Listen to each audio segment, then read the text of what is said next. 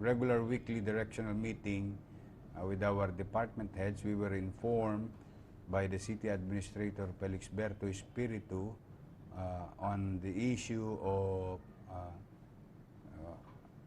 obligations ng mga private sectors who engage into joint venture agreement with the past administration, with regard to our markets. 5 of them were privatized in a short period of time. But be that as it may, that is not the issue. The issue is I was informed that these corporations are not paying their duties and obligations based on the mutually agreed by the mga nakaraang panahon. Pero hindi po yan. Sa ating mga kababayan, kahapon ay, namamaga pa ba? Konti na lang, no? Mas malala yung maga kahapon.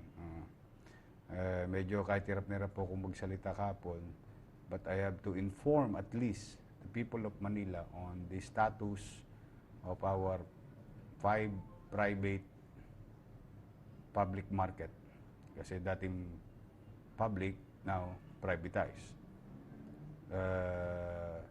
Now, having said that, nanawagan po tayo sa ating mga kapartner na private sector to pay their obligation, and they were given 72 hours to comply. If not, we will go to rescission.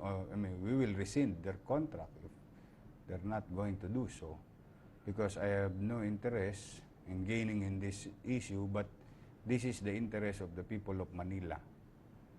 Now, mga kababayan, ako naman parehas. Kahapon, sila may obligasyon. Ngayon po, gusto ko pong ipalam sa inyo, total, dito ko rin naman na sinabi, so dito ko na rin gusto ipalam sa inyo. Yung isa sa mga kumpanya na namamahala ngayon ng ating mga market, ito po, hindi na nila hinintay yung 72 hours. Ito na po, hawak ko na po yung cheque na 12.9 million pesos. Ayan po. Ayan po ay binigay na ng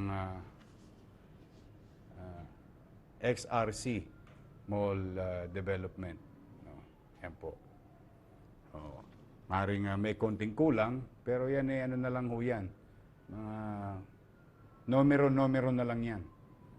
What matter most is that the bulk of their obligation to the people of Manila and the city government is now, this is what we call in practice substantial compliance.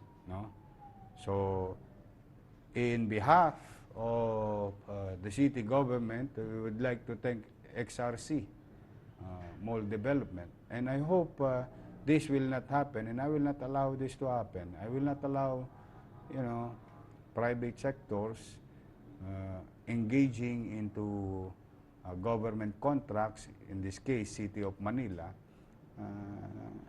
2 years. Hindi naman yata makatwiran yun. Ang syudad nga ng Maynila naniningil sa vendor, araw-araw, maliit na tindahan. Ba't naman yung hindi pa magbayad yung malalaki? So, magkaganon pa man, that is water under the bridge. I hope this will not happen during our time, and I will not allow it. I will continue to protect the interests of the people of Manila, because that is our job. That is my job.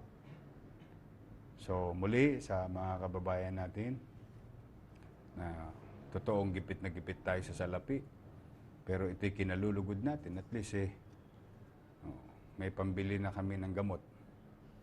pandagdag sa mga kakailanganin nating mamamayan, lalo na yung mga mahirap nating kababayan na umaasa, no, sa mga programa o mga pasilidad katulad ng usaping pangkalusugan itong ating mga hospital. So sana ito ay maging takdang aral sa ating lahat na sa mga pribadong sektor. I don't like mas maganda talaga kusa eh. Pag nagkukusa, mas mabilis eh. Mas mabilis ang gobyerno, mas magiging efficient ang gobyerno. O ngayon, iniintay ko na lang yung Quinta Market. Still about 48 hours to comply. So if not, you have no business by Friday. We'll shut it down. So, yan ay hindi para sa akin. Para po yan sa kapakanan ng ating mga kababayan, mamamayan ng lungsod ng Maynila. So anyway, yun lamang po. Maraming salamat. Yes, may question ka. Andito na ho sila, yung mga halo-halo na rin ito.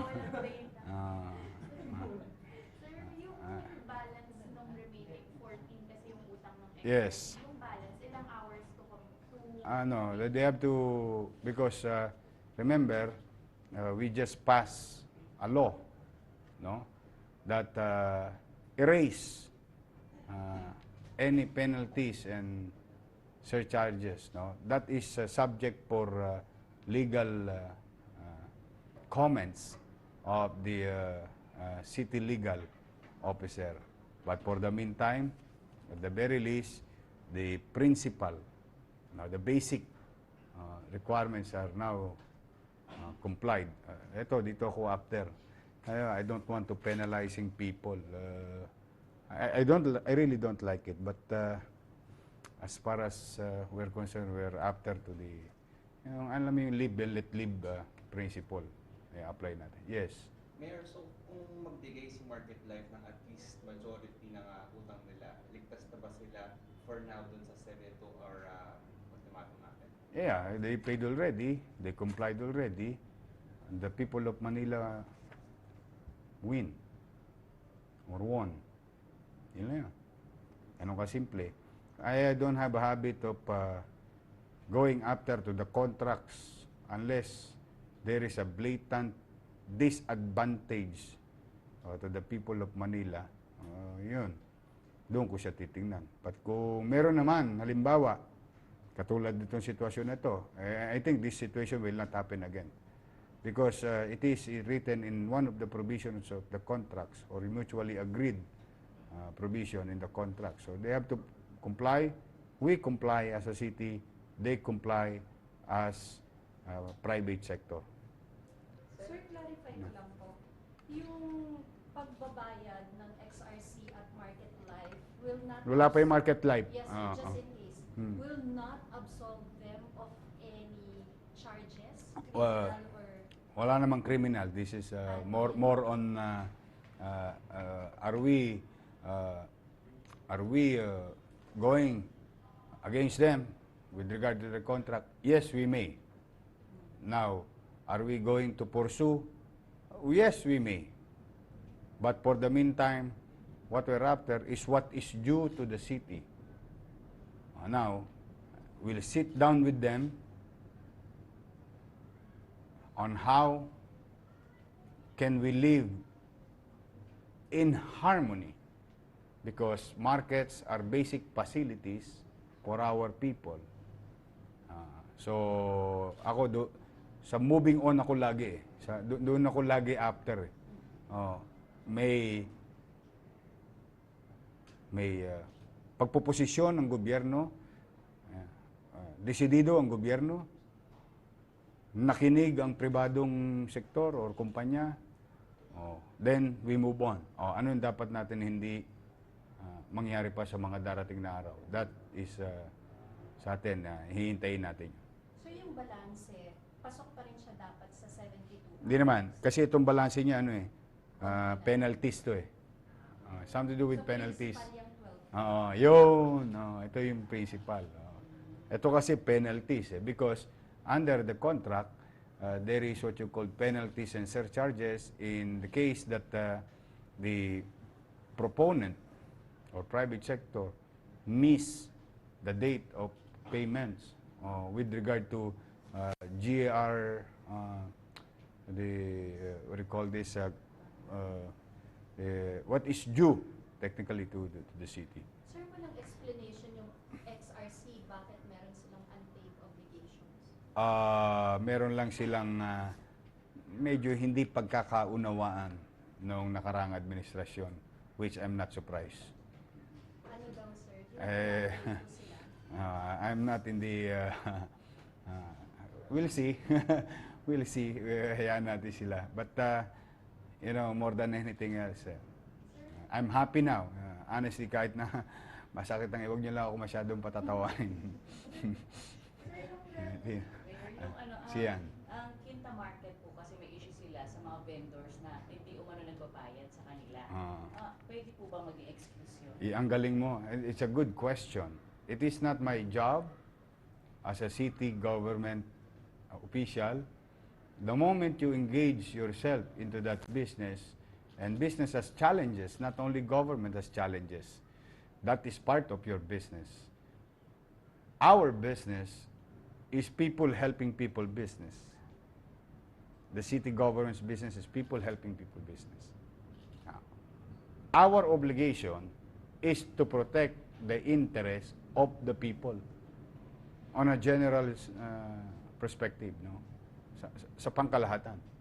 So pagka kami nakakita ng mga pagkakataon na may kapabayaan, kakulangan sa pribadong sektor at ang tinatamaan ay yung mamamayan ng lungsod ng Maynila, then we'll go after them. We'll use our little knowledge and understanding laws just to protect the interest. Anyway, we have good lawyers in the city of Manila. We have Attorney Moreno, not me. No, he's my Professor Jun Moreno, our city legal. He used to be the chief legal department head ng DILG, where all of us, all local government unit, is under DILG. Sir, clarify ko lang. Sure. Yung 12.9 na to, para dun sa 5 market. 4 na market. 4. Sampaloc, Trabajo, Santa Ana, 4, San Andres, 4 na market. Pag siya sa market life, magkano pa po yung kailangan nila? Mga 11 something. 11 something. Yes, 11 something. They have to comply, just for the record. Yes. Sir, itong deal between the two market operators was a deal signed under the previous administration. Yes, all of this. Kailan mag-expire, sir, and do you intend to continue? Well, we will check into it, but I believe they have about 15. One is 15, the other one is 25 years. So I still have about 2 years and 10 months to go. So they have to deal with us. Yes, at least 2 years and 10 months.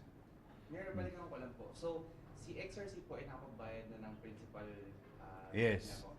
So, yung pwede, pasok po ba sila sa Tax Amnesty Act na kumbaga portion na lang na interest po? Kasi hindi portion ng principal na lang. If ako na tatanungin, I'm not a lawyer, no. Well, papasok sila kasi the logic behind it just so happened that you know, this is a private corporation, but I will let the city legal address it. But the concept behind tax amnesty program and surcharges and penalties is to give ease of payment from the streets or from the smallest property to the largest corporation.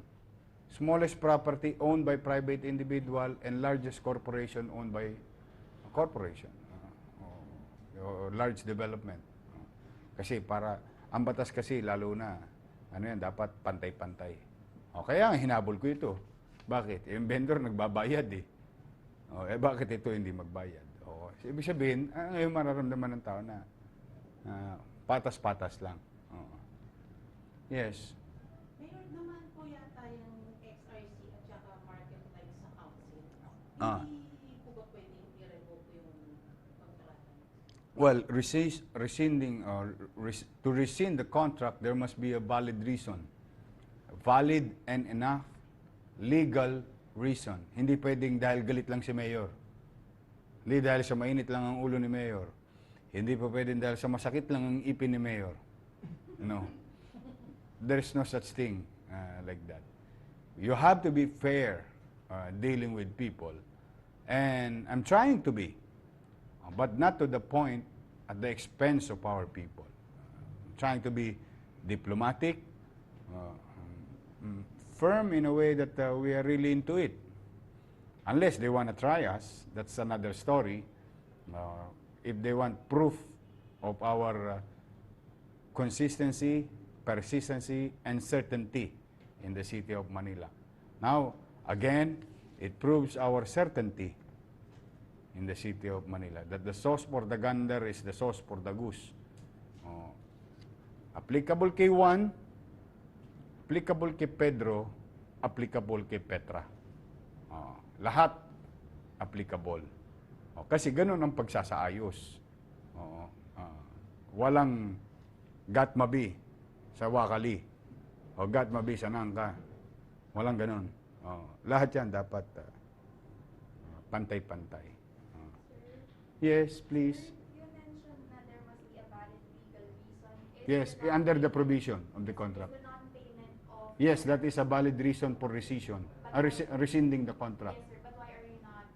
They complied. Okay. See? Am I after to making a person jobless? No. Am I after making a corporation shut down? No. I'm only going after them if they are not going to perform their duties or responsibilities under the mutually agreed provision of the contract. Yun, yun ang very clear ang policy. Kaya, immaterial, if it is done during the past, kahit na you have doubts, I know you have doubts in your mind. But we are not lawyers and judges to identify, I'm not even a COA to identify what is advantageous and disadvantageous. Sa akin, logic. It seems there is certain level of negligence. And the only way to call the attention is to be firm on what's going to happen next if they don't comply. So, ang bottom line is it's mukhang naunawaan nila ngayon ang bagong gobyerno ng Maynila. Mukhang, I don't know, maybe they believe us more than they believe. I don't know. I don't want to assume. But there is what you call also in addressing problems and giving solution. This is what you call in Latin res ipsa liquitur. The thing speaks for itself. That nanawagan tayo, call their attention. I think we got their attention. And they comply. And who is the winner of all these things? Of all these things? The people of Manila. Ayun. Why? Ba't kailangan manalo mga taga Maynila? Ay, syempre, yun ang obligasyon ko eh. Yun ang mandato ko. I have no recourse but to protect the interests of each and every 1.8 million Manilans. Yeah. Okay? So, yeah. Ito yung may mga ano sila, may mga complaint na hindi inactionan kasi nung araw. Kasi nga, tingnan mo, kung di ka ba rin maawa, privatize nila yung palengke. One way or another, I don't know the reason. After like privatize yung palengke, nag-invite naman sila ng ibang vendor kung saan parte ng Pilipinas. Inilagay doon sa labas ng palengke. Ngayon, di ba? Look at Quinta Market. Is it clear? Yes. Is it clean? Yes. How come you're not paying your obligation? Ewan ko tama ba? Baka itong mga kumpanyan to, pinapasok lang nung una, hindi ko alam kung ginawa tong baka.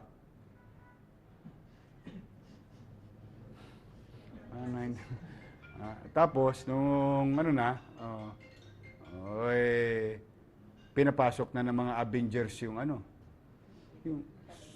doon mismo rin. So, double whammy. So, I think that's unfair. You really have to be, kaya sabi ko sa inyo, I can never be right all the time. I'm just trying to be just. Pay your obligation, I'll do mine. That's my top way.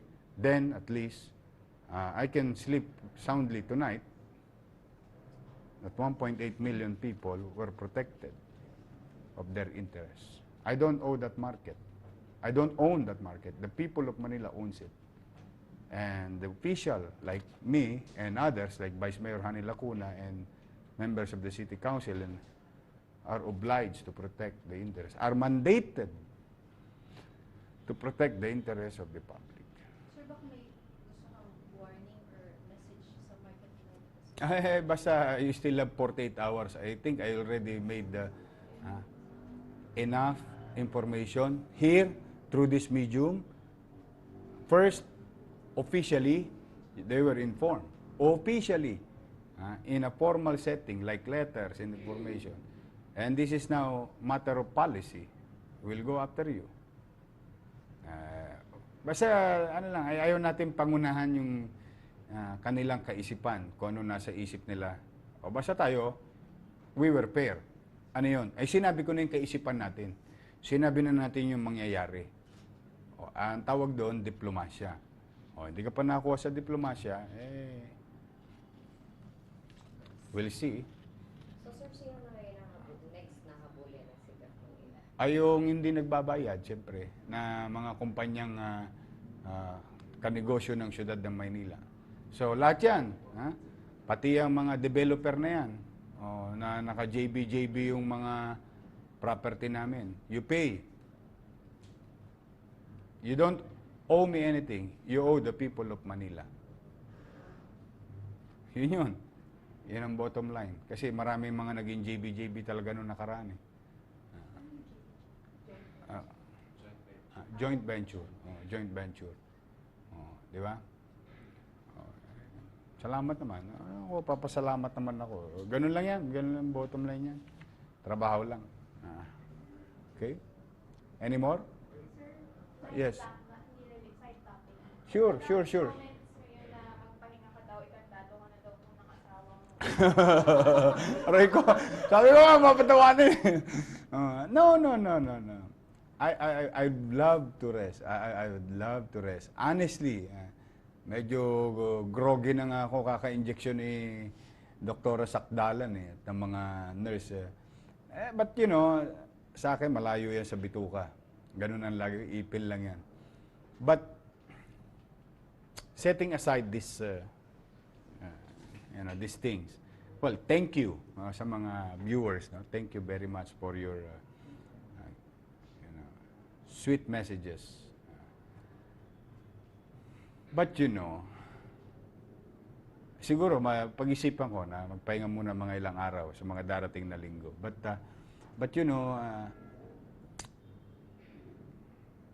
one, I owe it to you. I asked for it. Give me a chance to lead the city. That was a few months ago. And you gave me chance. The people of Manila gave me chance. And I'm grateful. Sa awa ng Diyos, nabigyan niya ako ng pagkakataon at mga tagalungsod naman. Now, I'm here already. The people have spoken. There was a total rejection of what happened in the past. Simply because masyado yata talagang kawawa ang Maynila. Kaya ako naman, naisip ko lang, wala akong karapatang magpahinga sa dami ng kinakaharap. At lalo nating mga natutuklasan. Hindi lang pala magulo ang lungsod ng Maynila. Hindi lang chaotic. Hindi lang disorder. Hindi lang madumi. Hindi lang dugyot. Hindi lang banilin. Ginahasa ho talaga ang Maynila. Anong gagawin ko? Will I take it lightly? No, it's unfair to the people of Manila. It is really unfair to them. Pangatlo, it is unfair for the country. Unfair for the president of the country. Unfair to President Rodrigo Roa Duterte. Why? We are the host city to the Malacanang. And the president will ask foreign investor to invest in our country and pass by Manila going to Malacanang. And it is the window of the country, the city of Manila. Then all of a sudden, those prospects of President Rodrigo Roa Duterte to invest in our country will see chaos in Manila. It is unfair for the president. It is unfair for Metro Manila. It is unfair for other cities, 1,600 municipalities in this country. LGU, no? Cities and municipalities. It is unfair for them. Why? Lahat sila magaganda. Kami pangit, kami bulok, tapos kami yung window. Unfair sa kanila, sila maayos, matino, maunlad. Isipin na yung buong bansa magulo, marumi. Simply because of Manila. So, kaya talagang, yun ang uniqueness Alam mo, yun ang uniqueness ng Manila. Its character, location, and history. So, that is unique for Manila. Pangalawa, uniqueness, we are the capital of the city. So, I'm really trying my best. But, marami nga nakakapansin. Maraming salamat naman sa inyo, sa mga nagme-message. Nga pala, treasurer, hindi pa ako sumusweldo. Aray ko, sakit. Tawagin nyo naman si treasurer, 1 buwan kalahati na, wala pa ako sweldo. Hindi, ganun talaga pagka every 6 months, pag new, saka renew. Tagal yung process. So next December or next year pa sweldo? No. Once na sumweldo na ako ng first time, mag-i-smooth na siya regularly. Ganon din yan. Kailan yung first? Dapat sumweldo na ako nung at 31. Hindi naman, in fairness to them, hindi. Ganon talaga. It's a practice. Pag new, first time ulit, may delay talaga. Kasi yung process. Pero tingin ko naman, it doesn't only goes to me, no? I mean, hindi lang tungkol sa akin, pati rin sa mga JO, basta lahat renew, renew. Saka new, lagi may delay yan. Yung first salary, they call it the first salary. So dahil bagong admin, sir, kaya? That's possible. Kasi, saka yung mga documentation kasi, it will take time. Ayan, si Julius wala pa, wala pa. Wala pa sweldo. Halos lahat, pati yan sila. Wala pa rito. Puro pagmamahal pa lang to.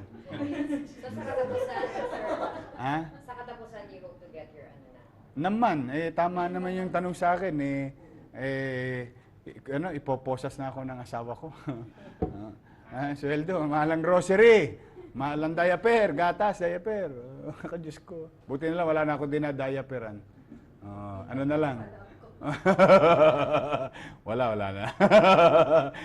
Magsa-7 na yung bunso ko. Okay naman. So, but anyway, thank you. I appreciate your thoughts, your kindness and sweetness with your words. Just trying to... nga pala, mamaya, abangan ninyo, ilulunsad natin yung isang pasilidad na kapaki-pakinabang sa tao. In our own little way. In our own little way. Ito, walang tosgas ang gobyerno. laway-laway lang. Promise. You'll see, siguro in a matter of a few hours, gagalit na lang si Doktora Sakdalan sa akin dahil kailangan na raw ako lagyan ng antibiotic. Paso na naman yung antibiotic. Ayan, si Doktora. Doktora! Ayan po ang aming, what do you call this, director ng Justice Jose Abad Santos Hospital sa 3rd District. Okay? Wala na kayong tanong? Mga kababayan, may bago tayo ngayon. Dito na talaga ang briefing room. I just want you to be, to see us. This is us. This is the simple government, simple governance. Gusto naman namin tupdin yung aming mga nasabi. In fact, we're happy that you're here because we really wanted to promote Manila again with your help. To all television network, to all radio station, to all newspaper, broadsheet, and tabloid. Maraming salamat sa inyo. Natutulungan nyo ang siyudad ng Maynila. Kita ninyo, dami ngayon namamasyal. If you come and see at the window, talagang, por Diyos, por Santo. Kaya, ako naman, I'm grateful that we have another 2 ambassadors. The people of Manila is happy. We have the ambassador from European Union and the ambassador sa New Zealand. O bukas, meron na naman. Another, ang dami na, no? Swerte. Ang dami ko rin nahataw. Tingnan mo, in fairness, I have to mention some to review. Diba, sa US Embassy o USA, diba? Flood control system. Diba? Tapos yung Singapore, Smart City, Russia, yung best practices. Kaya nga, pwede ako mag-world tour Ganon din with the New Zealand, yung risk reduction. Di ba? British government, our parks. Urban design. So, ako, more than anything else, pinaka-tingin ko, sana nga magtuloy-tuloy, no? I hope it's up to USAID. Yung general planning and massive studies of our drainage system. Once and for all, por Diyos, por Santo. Hindi pragman ang mga taga Maynila. Dahil hindi ko naman maintindihan. Well, we don't want to blame anybody. No. It's just that Manila on its own, geographically speaking, challenging because we are being surrounded by creeks, ilogs, or rivers, and bayside, in the west part of the city. 2, we are, I think, below sea level by 3 inches. So, plus yung bagyo ngayon, iba na. Pang-4, masyadong maraming semento ang Manila. Konti ang puno, kaya ang pangarap namin, din ang pangarap ng DNR para sa amin. Para daw kami, ang siyudad ng Maynila, maging healthful o healthy and ecologically balanced. We need to plant 1,600 hectares of green, open green space. So far, we're doing it. So yun ang mga challenges, yung bagyo, daluyong, plus Manila is kapatagan, sorry. The east side, which is Metro Manila, Quezon City, from Rizal to Quezon City, all the way here, ang daluyong ng tubig. So these are just for the education or information of the people who are watching. Para at least alam nyo lang. Pero yun na nga, hindi pa rin tayo pumapayag yung mga excuse ng gobyerno, excuse namin, mga dahilan namin, sisi na sisi kung kani-kanino. Now, once and for all, I think we have to come up with sewerage and drainage plan, pangkalahatan, to address our flooding problems. It will not be resolved, mga kababayan. Huwag niyo ko masyadong taasan ng expectations. Ang kailangan ko study. Why? Because every year we spend hundreds of millions of peso for declogging and developing our roads. drainage. Same thing with DPWH. In fairness to the DPWH, they're spending billions of peso to develop our drainage system and sewerage system, the flood control system. So everybody's doing it. It's just that I want to put a stop on it, sit down, relax, watch a movie. Watching the plan, the solution, the long-term solution. So, yun ang gusto kong makita. Para pagka ginawa namin to based on a plan. Hindi na siya based on, kasi baha doon, ipagawa natin yun. Sarado yung imbornal doon, sipsipin natin yung imbornal nun. Hindi na, gagawin pa rin natin yun ngayon as we progress, as we go along. But for the meantime. So, yan yung mga natatamasaan natin sa mga embahadang ito. Kaya maraming salamat sa inyo in advance. I hope you're watching. Dagdagan nyo pa. Hindi naman kami tatanggi. So muli, kung wala na kayong katanungan, so maraming salamat. Again, XRC Mall Development, thank you very much. May pandagdag ng pambili ng gamot. Mayor, yung pinag-usapan niyo sa mga South Korean. Ano yun? They're planning to develop Manila. And I told them they are welcome to Manila. Kasi the mayor of Incheon dropped by, now assemblyman. Incheon is one of the biggest and most progressive, fast-moving progress meron ng Incheon. Kaya, so, walang masama. Laway-laway pa lang naman yan eh. So anyway, muli mga kababayan, maraming salamat sa oras ninyo. Hindi po ito ang Capital Report. Ito po ay breaking news lamang. Sa Biyernes ko pa po kayo i-update. So, lagi ko po sinasabi, kayo mag-iingat kung nasaan man kayo. Pero always remember mga kababayan, walang magmamalasakit sa ating mga batang Maynila, kundi tayo rin kapwa batang Maynila. Okay? Nawa, pagpalain kayo ng pong may kapal. Manila, God first. Bye. May kampa, multi-cam, si Chief of Staff.